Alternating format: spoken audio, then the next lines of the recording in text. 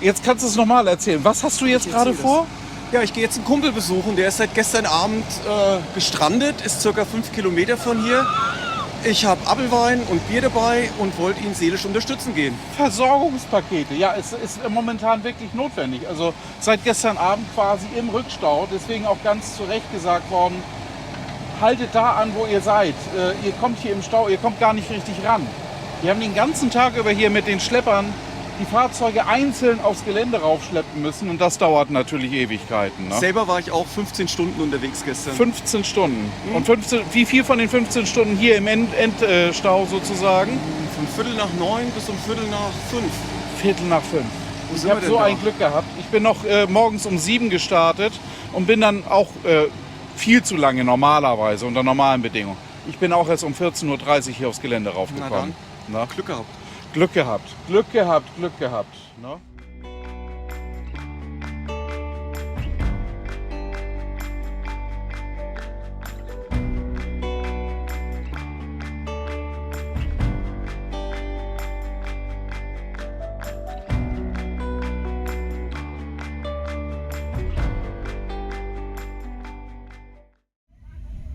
Auch ein Tesla wird hier durchgezogen. Kleiner Tipp übrigens für alle Elektrofahrzeugfahrer, macht eure Batterie nicht leer. Elektrofahrzeuge dürfen nur abgeschleppt werden, wenn sie auch noch in Betriebsmodus gesetzt werden können, damit die Servolenkung und alles unterstützt ist. Ansonsten wird es schwierig, also aufpassen auf euren Akku und möglichst vollgeladen hier ankommen. Erste Maßnahmen. Hier wurde mal der Schlamm aus dem Eingangsbereich rausgeschoben. Direkt vor mein Fahrzeug. Ob ich hier jemals wieder rauskomme? Jo, da wird der Schlamm geschoben.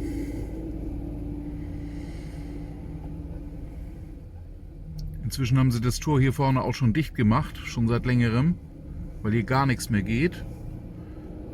Die brauchen eine halbe Ewigkeit, wenn sie aussteigen, um mit Gummistiefeln die Abschleppöse dann einzuhängen.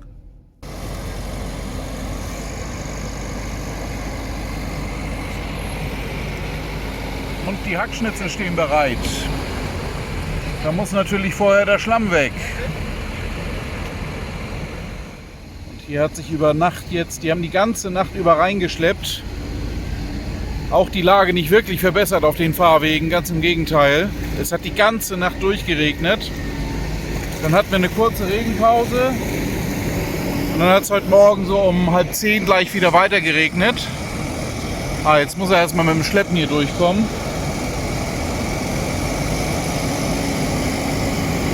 Das ist Trecker 23.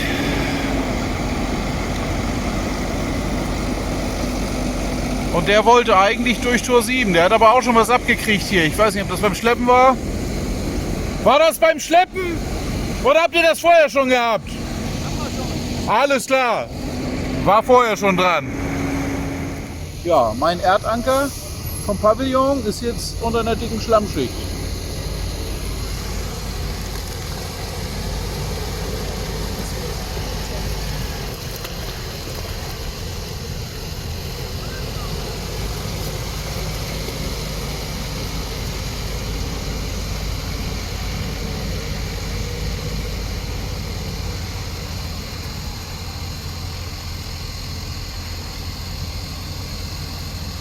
Harte Erdarbeiten hier. Und hier seht ihr, was passiert, wenn ihr keine Abschleppöse habt. In dem Fall eine Anhängekupplung wird da gezogen, rückwärts. Gibt garantiert angenehmere Arten.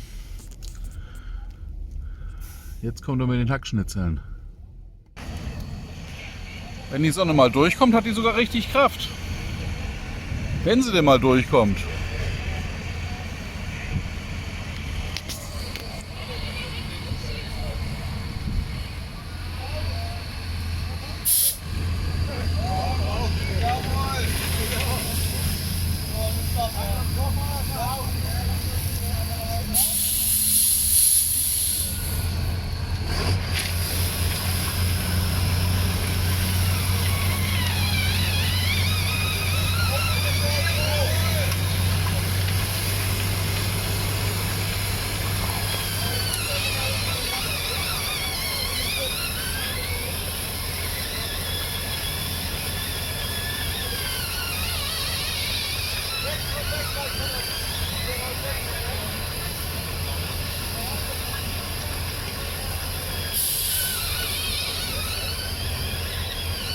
Ja, ein bisschen größerer Berg.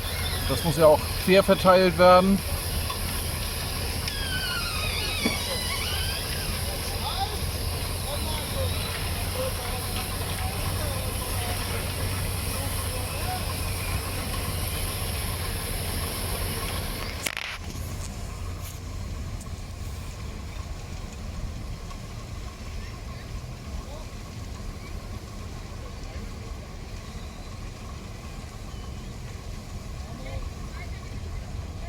Und zack ist eine Ladung da raus, wa?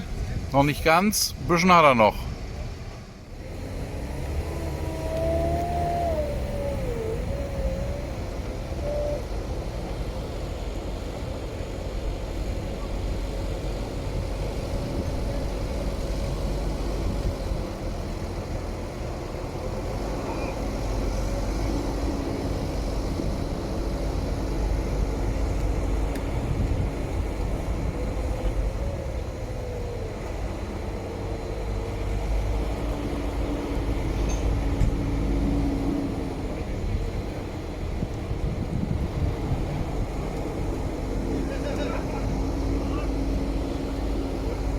Ja, hier wird schon mit schwerem Gerät gearbeitet, ne?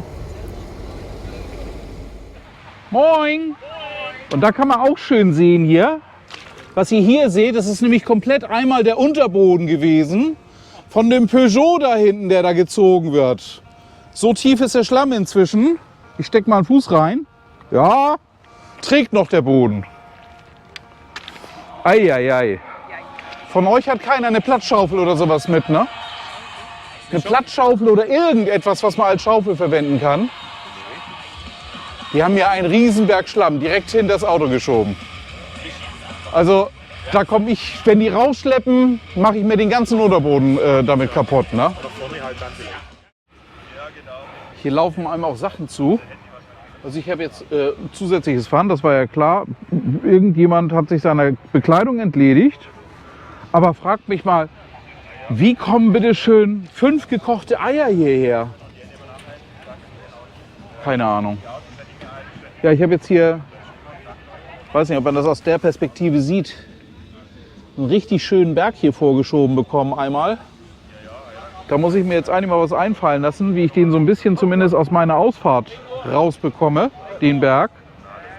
Weil da würde ich jetzt mit dem schwarzen Schaf ordentlich drauf aufsetzen, wenn es dann irgendwann wieder rausgeht. Also eine Platzschaufel gehört eigentlich irgendwie zum Festival-Equipment, habe ich den Eindruck. Ja, das wird ein schnelles Update. Die Trecker sind wieder in Aktion. Nachdem eine ganze Weile nichts kam, kommen jetzt hier auch auf Y die Trecker wieder zum Einsatz. Das liegt daran, dass wir jetzt ja, wie ihr wahrscheinlich alle schon wisst, den endgültigen Anreisestopp verkündet bekommen haben. Und die Leute, die jetzt noch im Stau stehen, die werden jetzt auf alle verfügbaren und noch erreichbaren Flächen dann raufgeschleppt. In dem Fall auch, wenn sie nicht Y gebucht haben, die werden jetzt auch auf die frei gebliebenen Parzellen in Y geschleppt. Einfach damit wir die Straßen wieder frei kriegen. Gebt die Hoffnung auf, dass ihr jetzt irgendwo, wenn ihr noch nicht hier im Anreiseverkehr bereits drin hängt, hier noch mit einem eigenen Pkw herkommt. Funktioniert nicht. Geht auf die Ausweichplätze und hofft darauf, dass irgendwie ein vernünftiger Shuttleverkehr aufgebaut werden kann. Das ist eine Ausnahmesituation, das hat Wacken Open Air so noch nie gehabt. Nicht mitlenken, weil sonst geht es nur quer und geht auf eure Lenkung. Gerne. Man hat ja inzwischen so seine Erfahrung. Ich weiß nicht, wie viele Trecker ich inzwischen hier habe schleppen sehen. Die Leute fangen immer an einzulenken. Das gibt einfach nur einen Schlammberg vor den Rädern. Lenken tut da nichts. Also, ne? Ich zeige euch mal, wie hier die Straße inzwischen aussieht. Das hier ist mein Hauptzuweg hier. Ist kein Vergnügen. Absolut kein Vergnügen. Aber der Grill ist angezündet. Und meine Freunde kommen gleich. Das heißt, das Bier... Oh, ich muss mal wieder nachzapfen hier. Wollen ja nicht mit so einem halbleeren Becher die Leute begrüßen. Das Fleisch auf den Grill zu legen, habe ich mich nicht getraut vorher, weil die Wege sind hier so lang und auch jetzt durch die Bodenverhältnisse so schwierig. Das ist hier im Moment wirklich hartes Work. Ich glaub's nicht, da sind sie! So, und jetzt endet das Video, weil jetzt ist mein Privatleben angesagt. So, mein privater Besuch ist wieder durch.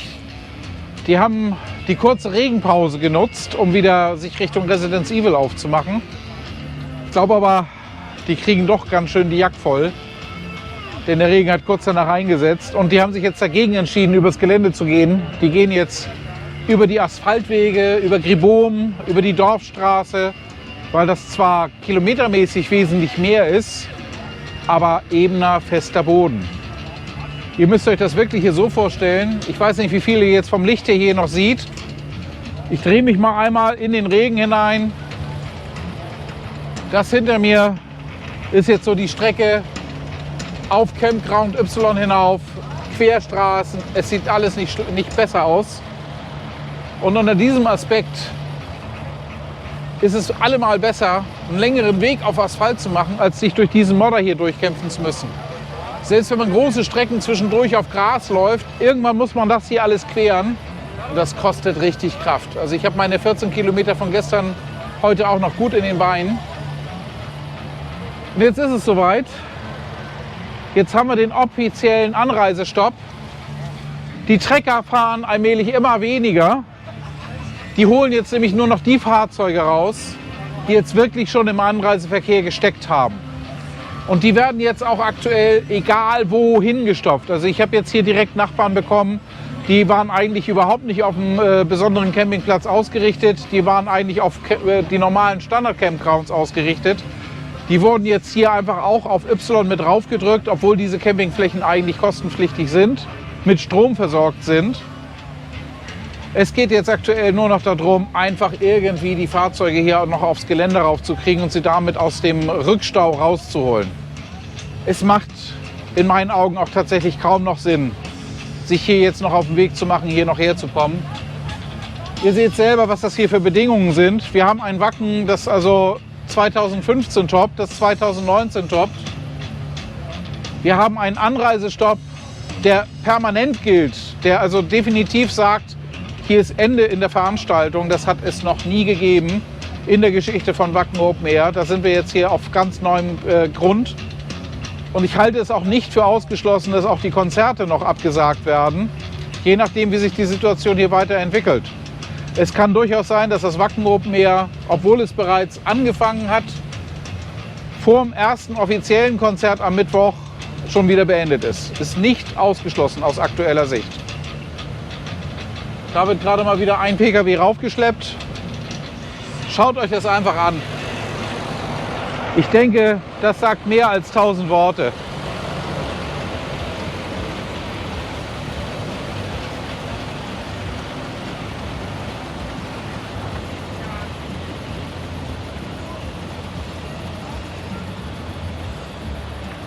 Das sind hier Matschberge. Selbst die Traktoren kriegen allmählich ein Problem. Und die nächsten Regenfälle sind bereits angesagt. Es ist ja nicht so, dass es jetzt trocken wird und dann alles abtrocknet und ist alles gut. Für morgen haben wir fast durchgehend Regen angesagt.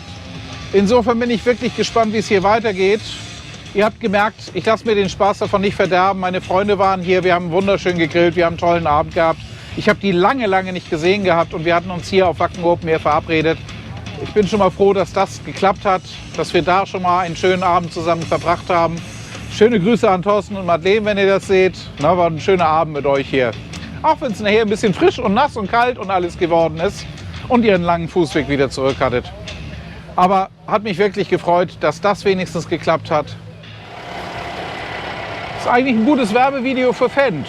Also große Fendt-Traktoren sind extrem geländegängig, muss ich wirklich sagen. So sind hier gerade die Fahrbedingungen. Ein wichtiges, dringendes Dixie. Das ist auch wirklich nur noch eine einzige Schlammbrühe. Der Toilettendienst ist gerade wieder da, pumpt einmal die Dixies ab. Am Hinterrad des Treckers könnt ihr gut erkennen, wie tief der Schlamm hier auf der Hauptstraße ist, sozusagen auf dem Hauptfahrweg. Da hat einer seinen Badelatschen im Schlamm suchen müssen. Mit Badelatschen kommt man dann nicht mehr durch. Gummistiefel sind angesagt. hohe Gummistiefel. Dann zeige ich euch aber jetzt auch mal, wie ich so campe. In dem Fall ist heute Morgen meine Dusche angesagt und ich habe wieder eine kleine Verbesserung. Das habe ich ja von Stihl.de mir besorgt. Diese Magnethalter habe ich hier oben auch schon zum Handtuch aufhängen. Jetzt habe ich mir hier unten auch jeweils von Stihl.de die kleinen Magnetplättchen rundum einmal angebracht. Auch einmal an der Tür, 3 Positionen. Und damit kann ich jetzt den Duschvorhang dort nämlich schön vom Körperfest weghalten mit diesem kräftigen Magneten und habe damit sozusagen meine kleine Duschkabine mir gebaut. Funktioniert hervorragend, der Kniff, und ich fühle mich jetzt frisch geduscht auf Schlammwacken schon gleich viel besser. Gleich gebe ich euch noch ein Update, was sich hier in der Zwischenzeit so auch nachrichtentechnisch getan hat. Denn wir haben aktuell von Thomas Jensen eine Aussage bekommen, die will ich in dieses Video unbedingt noch mit reinschneiden. Und dann nochmal mitten im Video. Moin, liebe Lüd. Ihr seht die Einfahrt hinter mir. Ich habe da schon ganz lange jetzt kein Fahrzeug mehr reingeschleppt gesehen. Die Traktoren haben hier auch den Bereich verlassen. Die sind jetzt auch nicht mehr hier vor Ort. Also es scheint jetzt wirklich so zu sein, dass allmählich das Gros vom Rückstau jetzt abgebaut ist und auf die Campingflächen, die noch befahrbar waren, naja, befahrbar in Anführungsstrichen, dann auch tatsächlich verteilt worden sind. Es hat heute Morgen dann nochmal die Bestätigung gegeben von Thomas Jensen in einem Video, das verlinke ich euch hier unter meinem Video in der Videobeschreibung, dass also der Anreisestopp bestehen bleibt. Es ist einfach so, das Gelände hat seine Kapazität erreicht. Mehr Fahrzeuge bekommt man hier auf dem Gelände definitiv nicht mehr unter. Ein bisschen unklar ist es im Moment noch, wie es mit Tagesbesuchern ist. Da wird gesagt, kommt mit öffentlichen Verkehrsmitteln, wird empfohlen. Es ist ja auch ein Bus-Shuttle eingerichtet vom Bahnhof eigentlich. Der ist dann aber natürlich nicht für die Mengen an Leuten ausgelegt gewesen ursprünglich, die jetzt alle noch versuchen könnten, auf dem Wege zumindest das Festivalgelände zu erreichen. Das ist abzuwarten. Da müsst ihr jetzt gucken, was da sich jetzt die nächsten Tage entwickelt. Ich bin mir ganz sicher, hier wird mit Hochdruck in der Organisation genau an solchen Themen gearbeitet. Wir sehen sogar mal den komischen gelben Ball am Himmel. Aber das tatsächlich nur für einen kurzen Moment, weil das ist tatsächlich nur eine Regenpause. Für heute ist ab 14 Uhr, also da, wo es am Mittwoch jetzt eigentlich auch spannend wird, dann nämlich auch schon wieder durchgehend bis tief in die Nacht Regenschauer vorhergesagt. 80% Regenwahrscheinlichkeit. Also das wird hier weiter nass bleiben. Am Freitag soll wohl ein kleiner Lichtblick da sein, dass es da ein bisschen trockener bleibt. Warten wir es mal ab. Auch die Wettervorhersagen verändern sich hier zum Teil in recht kurzer Zeit. Aber dass es jetzt hier plötzlich knackerheiß und Sonnenschein und alles wird trocken und alles wird gut und die Flächen sind doch wieder befahrbar, das kann man definitiv ausschließen. Ich möchte dann auch mal ein riesengroßes Dankeschön in den ganzen Kreis Steinburg und benachbarte Kreise jetzt hier auch schicken. Was hier alles geleistet worden ist an Hilfsbereitschaft, das ist kaum in Worte zu fassen. Der Hage-Baumarkt in Itzehoe sei erwähnt. Die haben einfach ihre Parkplätze dort für Übernachter zur Verfügung gestellt. Die haben dort in der Ausstellung Holzhütten, die eigentlich so als Musterbauten dann dastehen. Die haben sie als Schlafplatz freigegeben. Es hat hier in der Umgebung Landwirte gegeben, die haben einfach Flächen, Weideflächen, die befahrbar sind, freigegeben für Camper, dass die dann hier quasi von der Straße runter konnten und dort dann campen. Die campen jetzt zum Teil dann natürlich ewig weit weg vom eigentlichen Festivalgelände, aber sie sind wenigstens überhaupt erstmal irgendwo untergekommen. Übrigens, da kommt ihr nicht mehr unter. Ihr solltet gar nicht mehr versuchen anzufahren. Also ich denke auch, das wird polizeilich unterbunden werden, dass da jemand noch versucht, das Gelände jetzt mit einem privaten Pkw zu erreichen. Bei den Tagesparkplätzen sieht es nämlich auch so aus. Also ich habe da jetzt eine Pressenachricht bekommen, dass also der Tagesparkplatz für die Presse zum Beispiel auch nicht mehr befahrbar ist. Wenn das für den gilt, dann bin ich mir fast sicher, dass die anderen Tagesparkplätze erst recht nicht mehr befahrbar sind. Also unter dem Aspekt, hier geht es nur noch mit Öffis rein und raus und da müssen wir jetzt gucken, was da in der Kürze der Zeit auf die Beine gestellt wird. Guckt euch das Video von Thomas Jensen an, ich verlinke das hier oben. Da wird einiges dann nochmal klargestellt und auch ein Dankeschön ausgesprochen an alle Helfer, an alle Mudfighter, an alle hilfsbereiten Nachbarn, die hier so den Leuten zur Seite gesprungen sind. Also eine riesengroße Solidarität. Das finde ich alleine schon mal klasse. Moin! Moin! Ihr seid auf der Suche nach Frischwasser? Ja, wir gehen zum Bauer Uwe jetzt. Hier. Ah, okay. Das ist natürlich ein guter Weg. Ja, weil bis da hinten, Das ist Ewigkeiten. Wie ist da hinten jetzt der Zustand? so wie hier, nur ein bisschen breiiger an manchen Stellen. Ja. Ne, aber so ähnlich. Aber man kann so ein bisschen über die Ausweichstrecken noch auf Gras laufen. Ja, kommt drauf an. Also dann im Mainfield ist eigentlich komplett. Da ist nur noch Mader. Das habe ich gestern schon gesehen. Genau, also das aber ist. sonst Na? zwischendurch kannst du auch mal. Also auf Gras der Hauptteil ist ja, das ist ja ein Bodyworkout, wenn du da runterläufst. Ne? Da kriegst du Oberschenkel wie sonst was, dass man auf der Strecke noch ein bisschen normal laufen kann. Ja, im Hintergrund seht ihr auch schon die ersten kaputten Pavillons. Aber die gute Nachricht ist ja, dass wir auf alle Fälle ein Festival erleben werden, weil das kommt auch in dem Video raus bei Thomas Jensen, dass also das Festival an sich stattfinden wird, dass wir das so ein bisschen machen wie in Wacken United in den Jahren 2020, 2021. Dass also viel gestreamt wird. Magenta TV überträgt ohne Ende. Ich habe jetzt eben auch schon einen Livestream gefunden, der auch dann auf YouTube so viel wie möglich übertragen wird. Der hat jetzt aktuell noch einen Countdown von 1 Stunde zu dem Zeitpunkt, wo ich das Video hier aufzeichne. Auch den Livestream werde ich euch verlinken hier unter dem Video. Wenn ihr also es nicht schafft, hierher zu kommen, feiert da, wo ihr seid. Feiert gut. Keep on rockin'. Und dann hoffen wir mal, dass wir alle dann trotzdem ein bisschen was von Wacken 2023 haben werden. Wie gesagt, ich verlinke euch dann den Livestream und auch das Statement von Thomas Jensen von heute Morgen. Da könnt ihr dann nochmal alles im Detail euch dann angucken oder beziehungsweise dann auch tatsächlich Konzerte streamen. Ich freue mich jetzt darauf, dass ich heute dann trotz Regens, da habe ich natürlich entsprechende Kleidung mit für, mich dann nachher ins Campingplaza dann begeben kann, da ein bisschen rumgucken kann. Also es wird hier noch viel weiter kommen auf dem Kanal. Ich habe eigentlich vor, jeden Tag ein Video zu machen. Und gerade dieses Jahr scheint das ein besonders spannendes Jahr für solche Videos zu werden. Also stay tuned, wie man so schön sagt, ne? In diesem Sinne, wenn euch dieses Video gefallen hat, lasst mir ein Like da, lasst mir ein Abo da. Wer nicht abonnieren will, ist nicht so schlimm. Aber ihr verpasst keins meiner Videos mehr. Und ich freue mich über jedes eurer Abos. Euer Michael.